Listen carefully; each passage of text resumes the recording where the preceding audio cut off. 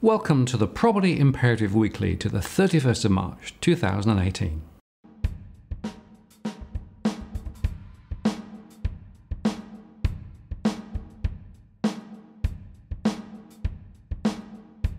Hello again, I'm Martin North, Principal Analyst at Digital Finance Analytics. In this week's review of property and finance news, we start with the latest CoreLogic data on home price movements. Looking at their weekly index, after last week's brief lift, values fell 0.17% in the past week, and so Sydney home values have now declined by a cumulative 4.2% over the past 29 weeks, with values also down 4.1% over the last 34 weeks. Sydney's quarterly growth remains firmly negative, down 1.8%, and annual growth is also down 2.2%. More granular analysis shows that the most significant falls are in higher value property and also in high-rise apartments, and our own analysis and feedback from our followers is that asking prices are falling quite consistently now. And the same trend is to be seen in Brisbane and Melbourne. And this despite continued strong migration. We see two trends emerging. More people are desperate to sell, so they're putting their property on the market, and they're having to accept a deeper discount to close a sale. As we showed this week in our separate videos on the latest results from our surveys, down traders in particular are seeking to release capital now. And there are more than 1 million of those who wish to transact. On the other hand, investors are fleeing, though some are now being forced to sell thanks to the switch from interest only to more expensive principal and interest loans. This is all consistent with the latest auction results, which CoreLogic also reported. They said that volumes last week broke a new record, with 3,990 homes taken to auction across the combined capital cities in the lead up to Easter, and that exceeded the previous high of 3,908 over the week ending the 30th of November 2014. The preliminary clearance rate was reported at 65.5%, but the final auction clearance rate fell to 62.7% last week, down from 66% the previous week, when 3,136 auctions happened. Over the same week last year, 3,171 auctions were held, but returned a significantly stronger clearance rate at 74.5%. CoreLogic said that Melbourne's clearance rate last week was 65.8% across 2,071 auctions, making it the busiest week on record in the city, and in comparison there was 1,153 auctions held across the city the previous week, returning a clearance rate of 68.7%. This time last year, 1,607 homes were taken to auction and a clearance rate of 78.9% was recorded. Sydney was host to 1,383 auctions last week, the most auctions held in the city since the week up to Easter 2017. While over the previous week, 1,093 auctions were held, the clearance rate for Sydney fell to 61.1%, down from 64.8% the previous week. This time last year, Sydney's clearance rate was a stronger 75.8%. And across the smaller auction markets, auction volumes increased week on week. However, looking at clearance rates, Adelaide was 64.6% and Canberra at 69.1%, and these were the only cities to see a slight rise in the clearance rate over the week. The Gold Coast region was the busiest non-capital city region, with 87 homes taken to auction, while Geelong recorded the highest clearance rate at 79.7% across 75 auctions. Now, given the upcoming Easter long weekend, auction volumes will be much lower this week, with only about 540 capital city auctions scheduled, which is significantly lower than last week, when 3,990 auctions were held, as we said before. The next question to consider is the growth in credit. As we discussed in a separate blog, credit for housing, especially owner-occupied mortgages, is still running hot. The smoothed 12-month trends from the Reserve Bank out last Thursday show that annualised owner-occupied growth registered 8.1%, up from last month. Investor lending fell, down 2.8% annualised, and business credit sat at just 3.6%. Looking at the relative value of lending in seasonally adjusted terms, owner-occupied credit rose 0.71% in the month to 1.15 trillion, up 8 billion, whilst investment lending rose 0.12% to 588 billion, up just 0.69 billion. Business lending rose 0.17% to 905 billion, up just 1.55 billion, and personal credit fell 0.15%, down 0.22 billion to 152 billion. Note that the proportion of investment loans fell again, down to 33.9%, and the proportion of business lending to all lending remained at 32.4% and continues to fall from last year. In other words, it's owner-occupied housing which is driving credit growth higher. If this reverses, there's a real risk that total credit growth will run into reverse. Again, we see the regulators wishing to continue to drive credit higher to support growth and GDP, yet also piling on more risks when households are already terribly exposed. I guess they keep hoping business investment and growth will kick in, but their forward projections look courageous.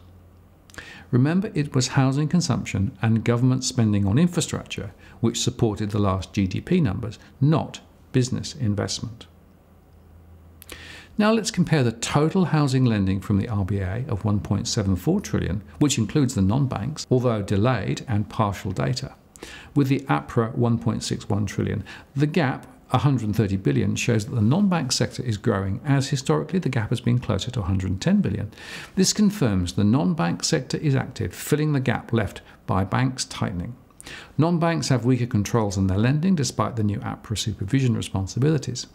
This is an emerging area of additional risk, as some non-banks are ready and willing to write interest-only and non-conforming loans, supported by both new patterns of securitization, up 13% on recent times, and substantial investment funds from a range of local and international investors and hedge funds. Once again, we see the regulators late to the party, and this continues the US 2005-06 playbook, where non-conforming loans also rose prior to the crash. We are no different. The ABS released more census data this week and focused on the relative advantage and disadvantage across the country. Ku-ring-gai on Sydney's Upper North Shore is, they say, Australia's most advantaged local government area, or LGA.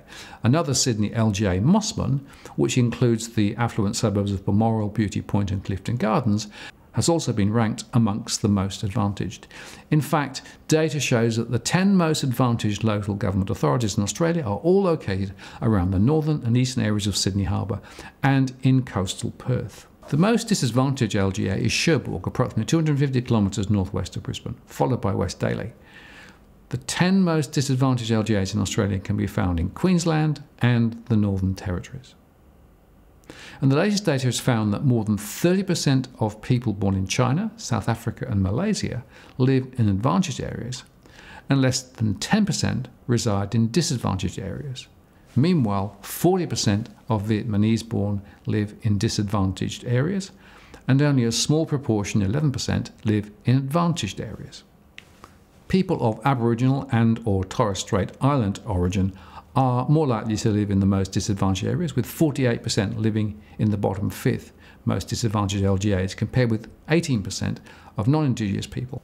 Overall, only 5.4% of Aboriginals and or Torres Strait Islander peoples live in areas of high relative advantage, compared with 22% of non-Indigenous people. What the ABS did not show is that there is a strong correlation of those defined as advantaged to valuable real estate. Home prices have both catalysed the economic disparities across the country and also shows how vulnerable the more wealthy areas are should home prices fall further. The paper value of property is largely illusory and of course only crystallises when sold. The HIA reported that new home sales declined for the second consecutive month during February 2018, but that the markets were patchy, and this is based on results contained in their latest new home sales report, which is a monthly survey of the largest volume builders in the 5 largest states. Despite the fact that the overall volume of sales declined during February, reductions only occurred in 2 of the 5 states covered by the report, and the magnitude of those reductions outweighed the increases which took place elsewhere. The largest fall was in Queensland, down 16.3%, with a 9.9% contraction in Western Australia. The largest increase in sales was in New South Wales, up 11.7%, followed by South Australia, up 10%, and Victoria, up 4.8%. Finally, We walked through our survey results in a series of separate videos. But in summary, the latest release of the Digital Finance Analytics Household Survey to the end of March 2018 helps to explain why we think home prices will fall further. Drawing on our 52,000 household sample from across Australia, this chart, which looks across our property segments, shows that both portfolio property investors, those who hold multiple properties, and solo investors who hold one or two, intentions to transact are tanking, down 8% since December 2017. As we'll see later, this is because credit is less available, capital growth has stalled, and in fact only the tax breaks remain as an incentive. This decline started in 2015 but is accelerating. Remember that 35% of mortgages are for investment purposes, so as this demand dissipates, the floor on prices starts to shatter.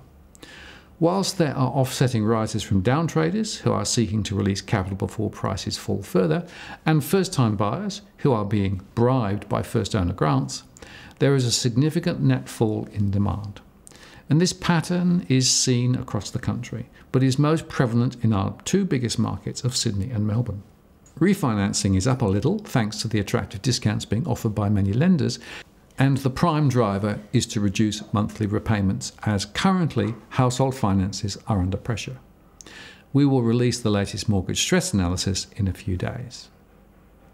And if you want to think about the consequences of all this, then you can watch our commentary on the 4 scenarios, which portrays how the finance and property sector may play out.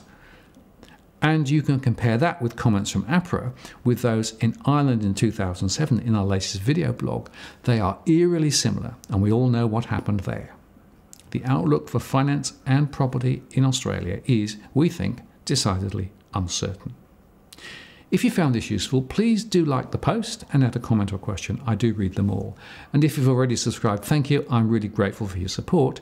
And if you are yet to subscribe, please do so to receive future alerts. I'm Martin North, Principal Analyst at Digital Finance Analytics. Many thanks for taking the time to watch.